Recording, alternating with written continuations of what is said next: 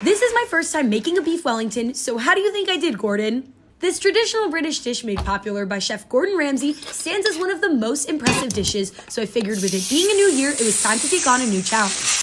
It all starts by searing off a center cut of filet mignon, brushing it with mustard, and then rolling it in puff pastry, along with a layer of mushroom duxcelle, prosciutto, crepes, and sometimes pate.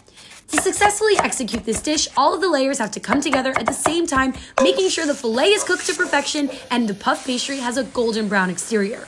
Before getting started, I did a lot of research on different ways of making it. And while certain elements such as the duxcelle are pretty standard, others such as the savory crepe was not, but I figured go big or go home. Now the cooking process started off pretty smooth, other than a borderline situation with the first crepe and a lot of time spent finally chopping up mushrooms. But once I had the elements done, I was feeling pretty good. The next important part was making sure that the meat was wrapped tightly and well secured by both the crepe and then the puff pastry. Now I wanted to order this pastry cutter to make a fancy design on the outside, but I forgot and instead had to improvise, and you know what? It actually came out pretty good in the end. I brushed it with egg wash, gave it a generous sprinkle of flaky salt, and sent it into the oven along with a prayer. And in the meantime, I made some mashed potatoes and beef stew to serve it with.